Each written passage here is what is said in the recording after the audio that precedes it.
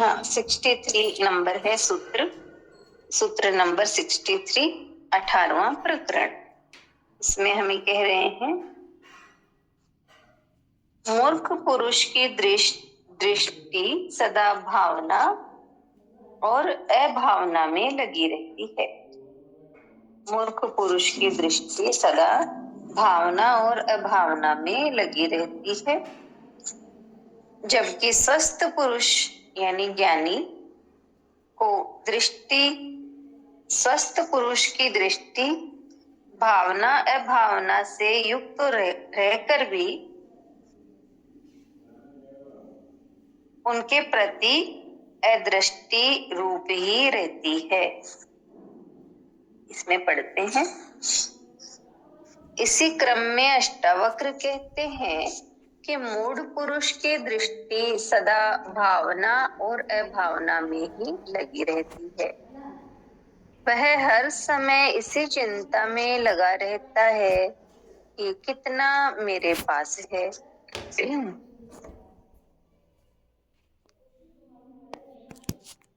कितने का और अभाव है जिसे पूरा करना है, किस प्रकार इन अभावों की पूर्ति की जाए, किस छल प्रपंच तिकड़म झूठ बेईमानी आदि से इसे पूरा किया जाए, तथा जो है उसकी रक्षा उसका उपयोग किस प्रकार किया जाए। उसकी सारी बुद्धि सारी चेतना इसी भाव और अभाव के घेरे में ही घूमती रहती है। इससे परे वह कुछ भी नहीं सोच सकता। वह घाणी का बेल बनकर इनके इर्द गिर्द ही चक्कर लगाता रहता है। न वो सुखपूर्वक इन्हें भोग सकता है न त्याग सकता है। उसकी सांप छुछुंदर सी गति हो जाती है, किंतु ज्ञानी की दृष्टि इन दोनों से ही मुक्त रहती है। वह न इसकी चिंता करता है कि उसके पास क्या है, न इसकी चिंता है कि किसका अभाव है। दोनों से दृष्टि हटाकर जो है उसी में संतुष्ट रहता है, क्योंकि इस भाव और अभाव का विचार ही वासना के कारण आता है। ज्ञानी वासना रहित हो जाने से इस घेरे से बाहर हो जाता है। वह भी भाव और अभाव युक्त तो रहता है, किंतु उसकी दृष्टि उन पर नहीं जाती है। इतना ही है लेसन। हमें बताया है कि जो मूढ़ पुरुष है उसकी दृष्टि सदा भावना अभावना में ही लगी रहती है, यानी उसके पास क्या है और क्या नहीं है इसी पर ही लगी रहती है। क्या नहीं है तो वो उसको उसके भीतर यही चलता है कि स्वभाव की पूर्ति कैसे की जाए, और जो है उसको कैसे संभाला जाए, कैसे उसका उपयोग किया जाए, यही चिंतन चलता है। उसकी सारी बुद्धि चेतना सभी इसी भाव और अभाव के घेरे में घूमती है। वो कहा ना, जैसे वो घाणी का बैल है, वो सुबह से शाम तक घूमता है लेकिन पहुंचता कहीं नहीं। तो ऐसे ही पूरा जीवन वो इसी तरह निकलता है। ना वो सुखपूर्वक खा सकता है, न रह सकता है, न भोग सकता है, न त्याग सकता है। और ज्ञानी है उसकी दृष्टि इन दोनों पर ही नहीं रहती। ना तो वो चिंता करता है कि जो मिला है उसको कैसे संभालूं, और ना ही जो नहीं है वो कैसे प्राप्त किया जाए इसकी चिंता करता है। वो दोनों में ही जो है उसमें ही संतुष्ट रहता है। तो इस तरह बताया कि वो उसके भीतर उसके जीवन में भी भाव और अभाव तो रहते हैं, लेकिन उसकी दृष्टि उन पर नहीं जाती। हरिओम। नविता बताएंगे। हरिओम। हाँ हरिओम। आज के सूत्र में बताया कि जैसे ज्ञानी अज्ञानी की बात चलती है, तो यही कहा कि अज्ञानी मनुष्य में जो या मूढ़ पुरुष कहे उसको, कि भावना भावना दोनों ही चलती है। जैसे कि उसके पास कितना है और कितना नहीं है, दोनों ही वो चीजें चलती रहती है। और जो अभाव है उसको वो कैसे पूरा कर रहे, तो उसके लिए मतलब कोई भी तिकड़मबाजी करके, झूठ बेईमान सभी का सहारा लेके वो उसको करना चाहता है। और जो है उसके पास, उसकी वो सोचता है कि कैसे मैं उसको अधिक उसका उपयोग कर सकूं और उसकी रक्षा कर सकूं। ऐसे ही उसमें ही चलता रहता है। उसकी सारी बुद्धि कहें या पूरा जीवन ही कहाँ यहाँ तो पर खाने के बेल की ही संज्ञा देके के बताया कि जिस तरह वो उसके इर्द गिर्द ही घूमता रहता है, वैसे ही ये इन सब चीजों के इर्द गिर्द ही घूमता रहता है।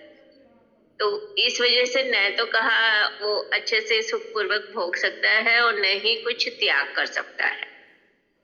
जबकि ज्ञानी की दृष्टि इन दोनों से ही मुक्त होती है कि वो न तो चिंता करता है कि उसके पास क्या है क्या नहीं है, और न उसकी मतलब वही न भाव की चिंता है न जो है उसकी चिंता, दोनों से ही हटकर वो जो है उसमें संतुष्ट रहता है। और ये भी बहुत अच्छा बताया है कि ऐसा नहीं है कि ज्ञानी के जीवन में भाव और अभाव नहीं होता है, दोनों होते हैं, लेकिन उसकी दृष्टि उन पे नहीं है। तो जैसे कि उसके जीवन में भी कुछ चीजें हैं, कुछ चीजें नहीं है, मतलब है भी और नहीं भी है, यानी चीजों का भी अभाव हो सकता है, दोनों ही चीज है, लेकिन फिर भी उसकी दृष्टि उन पे नहीं है क्योंकि वो वासना रहित हो गया है। तो वो इस घेरे से बाहर हो जाता है। हरि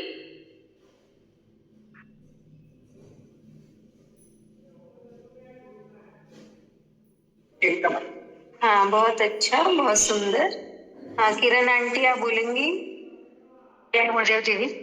हाँ, जय गुरुदेव। उदाहरण से ही समझ में आ रहा है दीदी कि जो भक्ति में सब कुछ समर्पण कर देते हैं ना, तो जैसा अभी वाणी में भी था ना कि उनकी तो भी जिंदगी बन जाती है, क्योंकि आपा ही परमात्मा को सौंप दिया और वो खुद ही उस भाव में स्थित हो गया। तो भावना और अभावना जो बोला गया, यही तो भाव को तैयार करती है ना। भाव दूसरा कुछ भी नहीं है, ये भावना और अभावना यही हमारा भाव तैयार कर देती है अंदर में।